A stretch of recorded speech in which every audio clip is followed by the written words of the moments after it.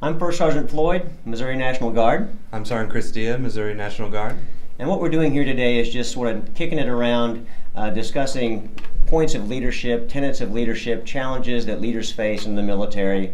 And we're just going to sort of flesh out those points, talk about some case studies, how you would handle certain things, and it's going to be pretty informal. So we're going to get started and start talking about these points. Another great topic we have for you today. We want to talk about full-time unit support and the M-Day command team, synchronicity, how they work together. What's important is not only we want to talk about if you're an M-Day E8, an M-Day commander, you don't work full-time and you're having to coordinate with your full-time unit support. What are the lanes, roles, and responsibilities, and how do you work together to deliver an effective drill? And also it's important for everybody who's not at that level, so like E5s, E6s, E4s, to understand who has what responsibility, who's in what lane, and what effort goes into delivering a successful drill, and what we can maybe do or maybe help us understand that process to help maybe provide more solutions or help provide discretionary effort to make drill delivered to be better. So what do you got for us, First Sergeant? When I got selected to be a First Sergeant, I was wondering, well, what does a First Sergeant do? How am I going to be a good First Sergeant? Mm-hmm. And so I went and talked to former First Sergeants that I've had, and I also talked to a few full-time readiness NCOs that are out there. Mm-hmm.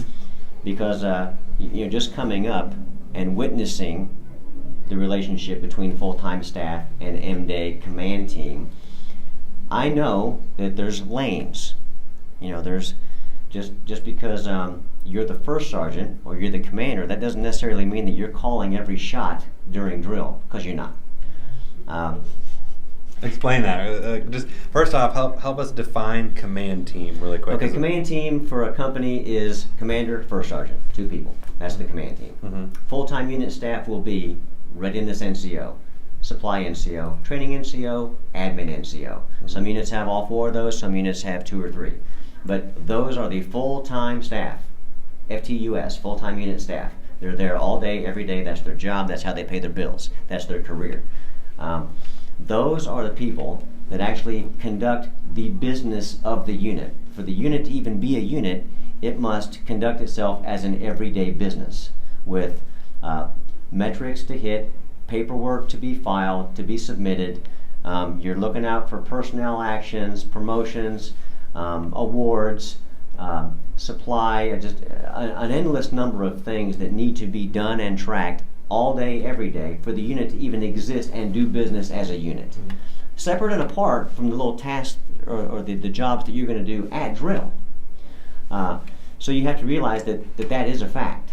And the person that is ramrodding that throughout the day, all day, every day, is the readiness NCO of the unit.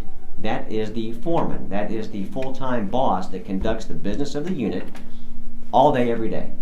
They have an office to run and personnel to account for.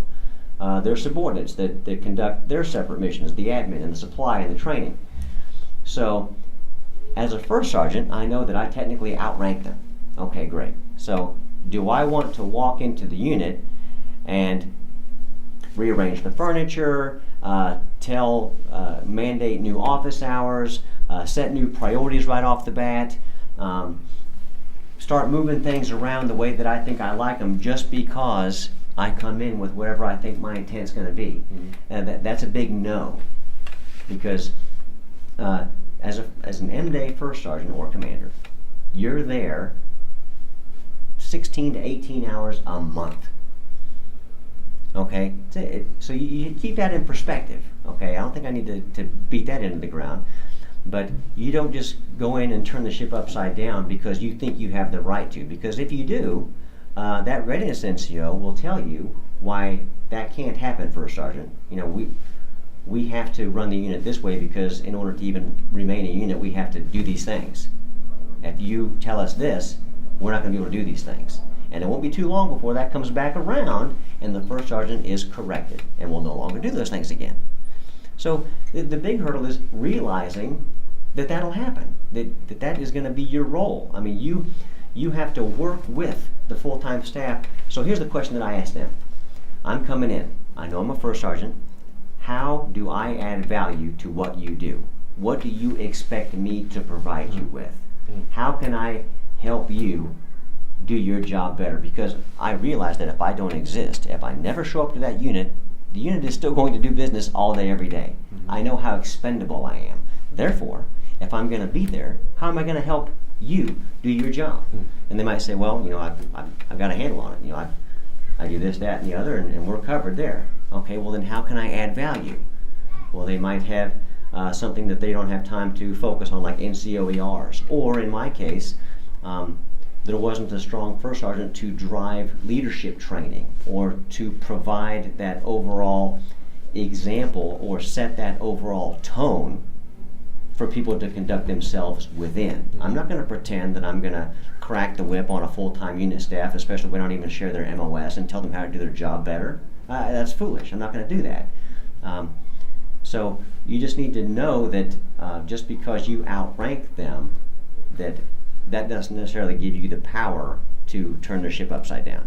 So describe to us, for those of us that aren't on the command team, what can one experience on an effective relationship between M-Day command staff and full-time unit support and an ineffective one? Like, how does that affect me as an NCO in your unit, if I were in your unit, if you guys aren't on the same page? Like, what kind of things do you witness? Like, we were talking off camera, drill, we don't get out at certain times, or certain things aren't met. Maybe the culture isn't there. Like, how, if you were to drive home a message, how important is that parallel workings between the command staff and the full-time unit support if there's an M-Day full-time relationship there? Well, since I'm the first sergeant and I stand out in front of the formation, it's easy for Lottie Dottie to think that I'm the one that sets that time every time. It must be up to the first sergeant as to why we're staying here until 5:30 tonight. In my transparency, I explain exactly why we're here as late or we get out as early as we do, because certain things need to be accomplished, to complete the business of the day. And even though, as the first sergeant, that's a perfect example of not telling the full-time staff how to run their unit. If I want to get out at 1600 one day, and I say, Readiness NCO, we're going to have a 1600 formation and we're going to release. He's going to say, wait a minute, First Sergeant, we still have to do this inventory, we have to clean the weapons, we have to have this paperwork signed, we have 4 people that haven't done their medical event, and he just runs down a litany of stuff that needs to be done that I cannot realistically release the unit at 1600. I don't have that authority. It's not sensible. So not to make a jackass of myself and try to knife hand it into effect when it's not going to happen anyway, I say, okay, what can I do to help? Do I need to track some people down? Do you need me to talk to somebody or to take on something else for you? I try to facilitate that. Mm-hmm. And then when I know that the business is going to be done at a certain time, then I can decide when we're going to have formation. Okay, but it's not even so much of a collective effort. It is the business must get done. That guy is or girl is tracking the business of the unit. I facilitate that, and I tell the rank and file that. I mean, because that way they know that I'm there supporting the full-time staff as they are, as the full-time staff is supporting us so that we can be successful. So for me, it's just being transparent and letting them know why it's happening. I've heard in a lot of my different units that the full-time support is actually the one in charge of the unit. I would say that is correct. Mm-hmm. Because you have to figure, if me and the commander don't show up to drill, if I never got hired, and we never came to drill, there would still be a formation, there would still be PT tests, the business of the unit would be conducted Monday through Friday, with or without the command team. So how do you argue then the purpose of the command team if they're M-Day? So what is the function of a commander and first sergeant? Well, a commander is a part-time status. It is a slot that must be filled. Unit must have a commander.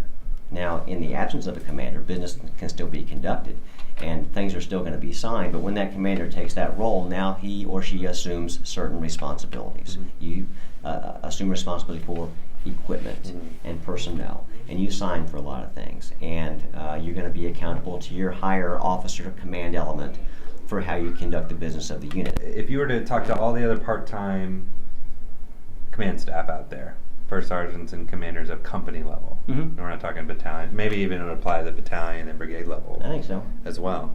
How do you be as most effective as you can with your organization? Because that's really what every conversation we have is about. How do you be more effective at where you're at, basically? All right, great. So I want to be an effective first sergeant. Now, even if I did share their MOS, I am not the first line leader or even platoon sergeant that is the taskmaster driving the individual tasks during drill. That's not my lane, that's not my role, that's not what I should be doing. I am a director, I'm a higher level manager as a first sergeant. So I am tracking and monitoring that these things get done so that I can know when the business of the unit is complete. But that's easy to do. That doesn't take a lot of effort. So therefore, where is my value? I have to create that for myself because again, as a first sergeant, M-Day first sergeant, who's going to fire me unless I commit a crime? I can come in and do very little, sit around and look like a first sergeant with a cup of coffee and bark a few orders that don't mean anything every now and then. But I have to realize that I can add value when it comes to setting an example, teaching NCOs how to be better NCOs, demonstrating values. Those more softer skills, I can drive success in that area, and I can do that very aggressively. I just have to want to do it. So if you were to summarize then in a couple words, the relationship between the full-time unit support, their responsibility, and the M-Day command team and their responsibility, how would you do that for everybody? Respect. You have to respect what needs to be done by the full-time staff. Respect that you're there. The time that you're there, try to support them and facilitate what they need to do. It's got to be shared purpose and respect. Great. Comment below if you are full-time unit support staff in a National Guard or Reserve component right now. Share your thoughts on whether you've worked with an effective part-time command team or an ineffective one. What experiences have you had on your end? And also, if you're a command team, a first sergeant or a commander that's an M-Day status, what's it like to work with a really effective full-time unit support staff or ineffective one? Help us understand as viewers the importance of that relationship and how without that respect and without that coordination, how a unit cannot be successful. And I will say that my full-time unit staff is a crack staff, excellent readiness, excellent support staff. Couldn't ask for a better one. Good plug. Boom. Can't wait to read your comments.